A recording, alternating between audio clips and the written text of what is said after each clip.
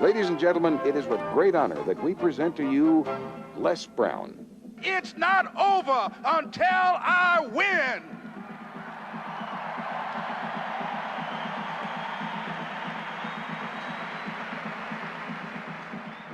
Repeat after me, please. It's possible. I can live my dream. It's necessary. I work on myself. Surround myself with winners. Become creative. It's me. I've got to make it happen. It's not over until I win.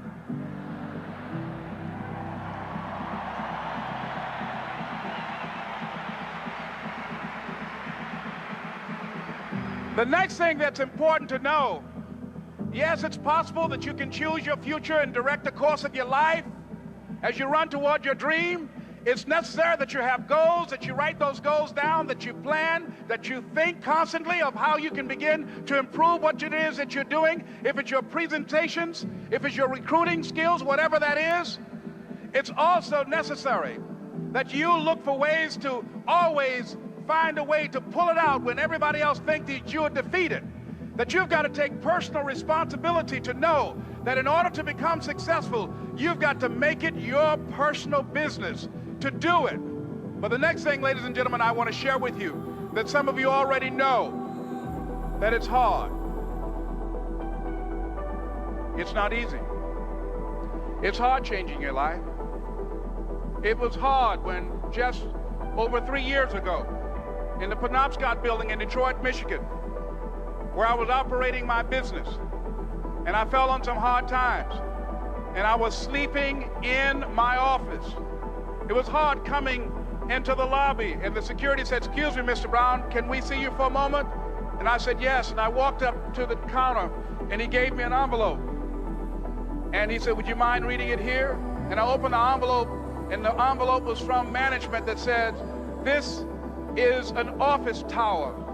It's not a hotel. Please do not sleep in your office."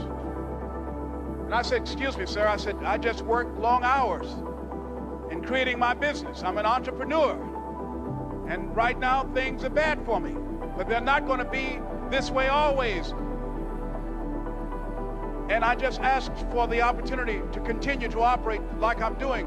I'm not trying to make this my home." And it was hard coming through the lobby. And sometimes they would laugh. There's a guy talking about becoming successful. And look at him. He's bathing in the bathroom upstairs on the 21st floor. He sleeps on the floor. Him and 2 other dreamers up there. Look at him. It was hard, ladies and gentlemen, coming to speak to people. And I was facing financial difficulties in my own life. I was behind on my bills and my dreams, and I'm saying to them, you can live your dream. It was hard, ladies and gentlemen. It was very difficult to pick myself up each day believing that I could do it. There were times that I doubted myself. I said, "God, why is this happening to me? I'm just trying to take care of my children and my mother. I'm not trying to steal or rob from anybody. Why did this have to happen to me?" It was very hard. And here's what I want to say to you. For those of you that have experienced some hardships, don't give up on your dream. No one could have convinced me by holding on, by continuing to push forward, by continuing to run toward my dream, that one day I would have my own talk show. It's a long shot, ladies and gentlemen, from Liberty City, an abandoned building on a floor, never knowing my mother or father. It's a long shot. Being here with you today in this dome in Atlanta, it's a long shot. No college training, labeled educable, mentally retarded, but I kept running toward my dream.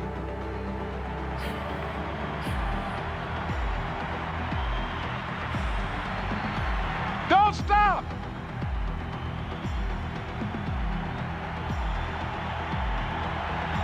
Don't stop.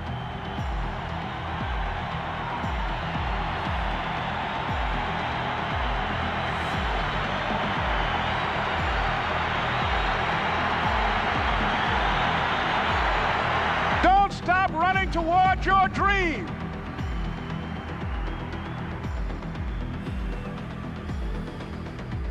It's very important as you hold on to that dream. There are moments when you're going to doubt yourself. There are rough times that are going to come, but they have not come to stay. They have come to pass. It's very important for you to know that. Don't say I'm having a bad day. Say I'm having a character building day.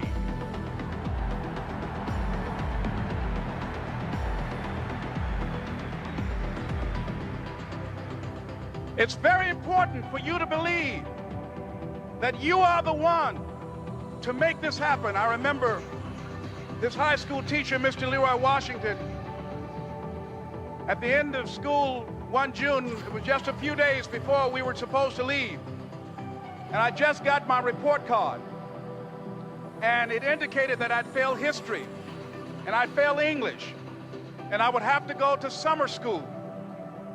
And I was feeling within myself that I was a failure, that I'm slower than most people in getting paperwork, and I was feeling down on myself and very negative.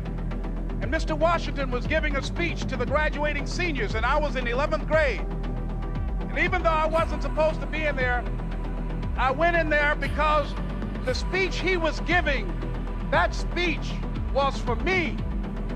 And as he talked, my heart began to beat fast. Tears began to run down my eyes, and I was in the back just listening to him because he said, and he was a very dramatic man. I still talk to him to this day. He said, as graduating seniors of Booker T. Washington High School, I want you to know that you're blessed and highly favored, and that as you go toward the future, begin to know that you have greatness within you. And if just one of you here begin to envision yourselves as being blessed and highly favored to reach your goals, if just one of you capture the essence of what that means, that you have greatness within you and a responsibility to manifest that greatness, that you can make your parents proud, you can make your school proud, you can touch millions of people's lives, and the world will never be the same again because you came this way. And the students gave him a rousing standing ovation. And as he left the auditorium, I ran down the steps and I caught him in the parking lot. I said, Mr. Washington? He said, yes. I said, do you remember me, sir? He said, no. I said, my name is Leslie Brown. My mother, she works in the cafeteria here. I'm one of the twins, Leslie and Wesley. I said, Mr. Washington, but you know, I got these big dreams. You know, I like talking to people. I love people. I said, I want to work with people, and I got this dream of buying my mama a home. Could I do that, Mr. Washington? He said, it's possible, Mr. Brown. And as he walked away, I called him again. I said, Mr. Washington? He said, what do you want now? I said,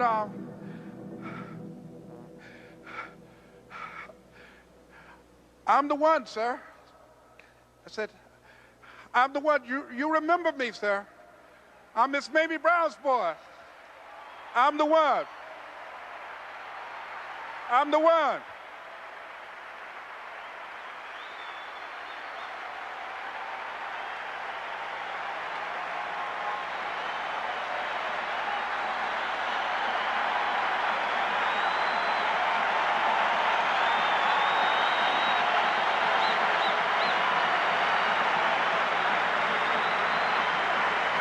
And you must feel that that's why you're here, because you are the one. And I remember when PBS first played one of my specials called You Deserve, one Sunday afternoon in Miami, Florida. I had some friends call him to tell him to tune in. And he watched the program. He called me in Detroit, and I answered the phone. I said, hello. He said, may I speak to Les Brown, please? I said, who's calling? He said, you know who this is. I said, oh, Mr. Washington, it's you. He said, you were the one, weren't you? I said, yes, sir. He said, and you were so crazy. I said, I know, but I'm rich now.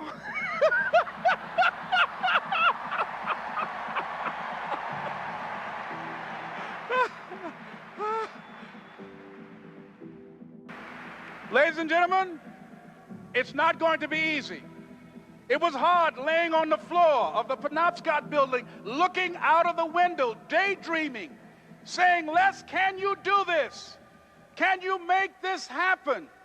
I used to listen to tapes day in and day out about See You at the Top, my great friend Zig and Dennis Waitley and different other motivational speakers and Dr. Norman Vincent Peale and Dexter saying, don't let nobody steal your dream. I used to ask myself, can I do this? And something said within me, you're the one. You're the one. And let me tell you something, ladies and gentlemen.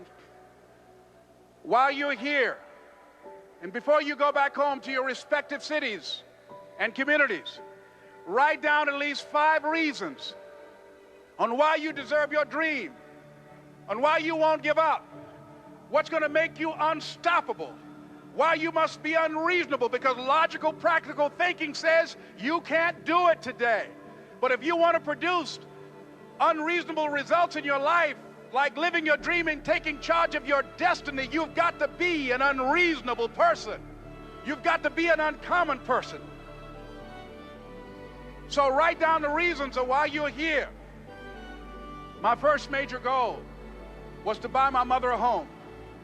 And let me tell you something, ladies and gentlemen. What will reasons do, Les? Nietzsche said, if you know the why for doing, you can endure almost anyhow. What do you mean by that? If you know why you're doing something, when the hard times come, and they're going to come, when the disappointments and the rejections come, and they're going to come by the truckloads, your reasons will be your rod and staff to comfort you, to pick you up. Once again, I got a saying on one of my tapes, if life knocks you down, try and land on your back, because if you can look up, you can get up. Let your reasons get you back up.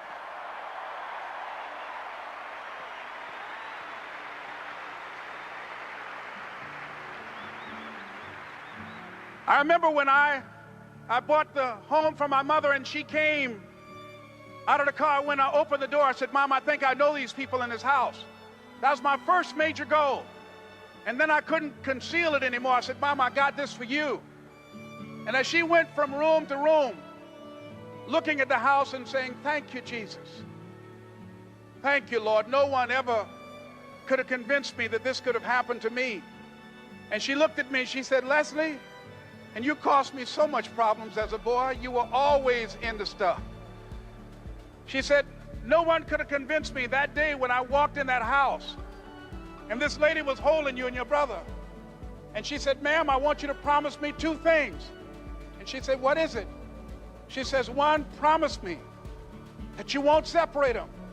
She said, I want them raised together. I want them to know each other. I got pregnant while my husband was away in the war, and I can't keep them.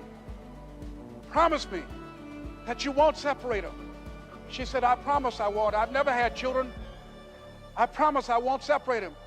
And she said, promise me that you'll never tell them about who I am, because if my husband ever found out, he would kill me. She said, I promise. And she said that she gave them to us, and she kind of cried, and she was walking out the door, and she looked at my adopted mother. She said, remember, don't you separate them. She said, I swear to God, I won't separate them. I'll keep them together. And she said, as I held y'all in my arms, I never had any children of my own. I didn't know how I was going to do it, but I knew with the help of God, I will do it. And ladies and gentlemen, my mother had a dream of having children and raising us. She didn't know how she was going to do it. You're going to be just like that. And some of you are already there. Well, you don't know how you're going to make this happen, but you just feel within yourself some way, somehow, with the help of God, I'm going to make it happen. Repeat after me, please. No matter how bad it is or how bad it gets, I'm going to make it. I'm going to make it.